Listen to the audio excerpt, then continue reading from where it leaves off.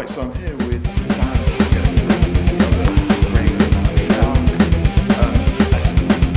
yeah, well, baseball. You're here, of course.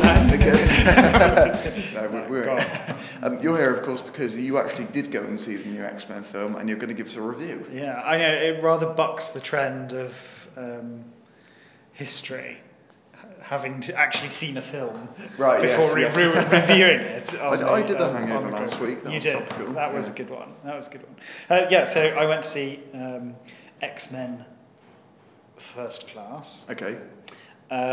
Which was overall I really enjoyed it. Okay. Scott fell asleep only through a small part of it, which is high praise indeed. So what's the film about? Just for those who perhaps don't know. Okay, this was billed as a reboot, and a reboot and a prequel. So this isn't anything to do with they did the Wolverine origin. Right. This is rather than them doing the Magneto origin story, they made this film instead. Okay. Like I say, it was billed as a reboot. Mm-hmm. I don't really think it is a reboot. Okay. Other than it isn't. They aren't played by young Ian McKellen or young Patrick Stewart. Right. Yeah. I mean, you can easily imagine this film growing into. It's set in 1962 with a backdrop of the Cuban Missile Crisis. Yeah. Okay. In America, a generation later, they would all be around those ages. The film has has a rather spectacular cameo in it from one of the people in the new films playing that character. And it's produced. It's produced and is the this story a big spoiler if we say who it is? Yeah, I wouldn't want to spoil it, but I mean, it is having Bryan Singer as the writer of the originals of the story, as well as the producer of the film. I think kind of precludes it being a reboot. Okay. Do you know what I mean? You don't join a project to destroy your legacy on the other. No, absolutely. Film. So he will have done everything, and obviously, also it's co-written. The screenplay is co-written by Jane Goldman, which is useful, I think. Who was Jonathan Ross's wife? Yes. Who also did Kick-Ass last year, didn't she? Yeah, she did Kick-Ass, and before that she did Stardust. And this is directed by Matthew Vaughn, who also did Kick-Ass. Yeah, absolutely. Yeah. So those two are I think the lead screenplay writers. Okay. On this, Matthew Vaughn and Jane Goldman. The good thing about having an English screenplay writer is that you get, and a lot of the cast in this film are English. Okay, yeah. So you get that Englishness come through in the dialogue, whereas if an American, I think, writes for an English person, or you don't get the vernacular through. It's like, if you have an Englishman writing an American's dialogue, it either's sort of cartoonish view of how Americans speak, or you have an American using words like bloody, which just sounds ridiculous. If you watch, you can tell the writing and in other films. I thought it was a good storyline. I mean, Bryan Singer, it's a good addition to Bryan Singer's back catalogue of superhero films. It's a slight departure in that it's set in the 60s, as they say. Yeah. I don't know if this is just trending at the moment, because Captain America is also set, against the backdrop of World War II. Yeah, it is. So it's it's something different, which is nice. The best thing about the film by far was the relationship between Professor X and Magneto, how they get together and all that sort of thing. And you've said Michael Fassbender, who plays Magneto. It's just awesome. It's absolutely awesome. I mean, Him Out of Shameless is also... James McAvoy's in James McAvoy, Him Out of Shameless, which is where he started. Yeah. He's also brilliant. Okay.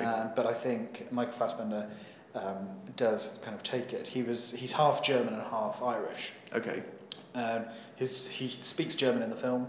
The film starts, and this is why I say it's not really a reboot. The film starts with a repeat of the opening scene of the first X-Men film, which is the Nazi prisoner of the Nazi concentration camp. Okay. Where Eric is taken away from his parents, and the gate bends, and he's hit on the head with the butt of a rifle. Yeah. And then it goes to the film. So it's a clear repetition of that scene, Yeah. almost scene for scene, obviously with slightly different actors. But it is, it's a lovely film. It's a lovely looking film. It plays out well. They do a bit of a Rocky-esque, because obviously you have to get, you've got these raw mutant recruits, yeah. and then suddenly they're going on a mission or whatever. Is there a montage to that music? There's a montage, with them chasing chickens and running down the street really fast, yeah. Bam, bam, going up some steps at the end and going, yeah! It is, but it's, Professor X getting to know the first class of his students or whatever. And it is, I would say if they denied it was a homage to the montage, then they'd look rather silly. But I mean, the way it's done is witty in parts, and it's what you would expect. Yeah. You see them missing with the first shot, but hey, a couple of, it's a lot of little set pieces. Okay. And there's bad parts to those set pieces, and there's amazing parts. Like there's a scene between Professor X and Eric and Magneto that is just unbelievable. Yeah. They are both excellent in it. The writing is excellent. It's one part of the film that wasn't rushed. So it was excellent. I mean, in terms of what the film is talking about, Bryan Singer has done a brilliant job with all of the X-Men in trying to put the viewer into the shoes of someone the people who don't have a lot of legal rights, a lot of human rights. By putting you into the position of somebody who is, being oppressed politically and wanting to be annihilated. Yeah, there's the illusion in the Nazi prisoner of war camp.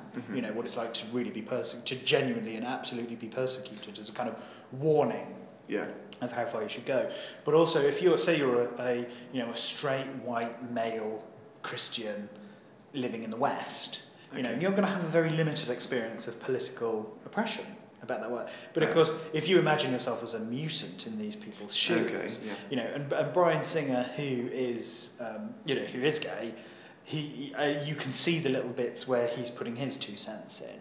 Okay. So he uses phrases referring to being a mutant. In X-Men 2, the ice chap, his mother says, "Well, have you tried not being a mutant?" And you can imagine people saying, "Well, have you tried not being gay?" And in this one, they say, somebody discovers that a co-worker is a mutant, and they say, "Well, why didn't you say anything?" And they say, "Well, you didn't ask and I didn't tell." So you've got these parallels, so that people, I think, the viewer can get a hint if you aren't part of some outgroup, what it's like to be on the outside. So he does do, there is a point to the story. It does make a valid point. It is an important point to make. Who's going to enjoy this film? I think if you're nerdy, because it's, like I say, it's quite a departure from the comic book version of events. Magneto does not go onto a mystical, shrouded hill and live amongst the animal people. As he does in the authentic X-Men story. But it's far more believable. So I think if you are like normal people and don't think that the most important thing is continuity with the comic books, which are in themselves self-contradictory, and have to have ridiculous plot devices in order to remove those plot inconsistencies. And obviously, where Star Trek was able to do it to make it consistent, even with a reboot, they had to make it consistent because it's the way Star Trek fans are. By using a time travel device, you haven't done this in this. Like I say, I don't think it doesn't change anything. That's in the later films, and I don't think you'd want to change certainly X-Men and X-Men 2. No. In any way. So I think anybody who enjoys Superman film, superhero films, will enjoy this. It's more cerebral than Thor. Okay. And whilst Thor was a brilliant film, so I mean it's less crash and slash. And smash. But it is. I said crash and slash. Crash. And I don't know. But yeah, I love the film. I mean, story wise, it is a standard beat the baddie. with a bit of Nazi hunting thrown in, good. which is always, you know, always satisfying. But the characterizations, as I say, were very, very clear. You know, they took you through how good turns bad and how people develop their inner goodness. Professor X is not a, you know, a all-powerful, all-knowledgeable guru. No. You know, always knowing what the right things to do, and you can really connect with a lot of the characters.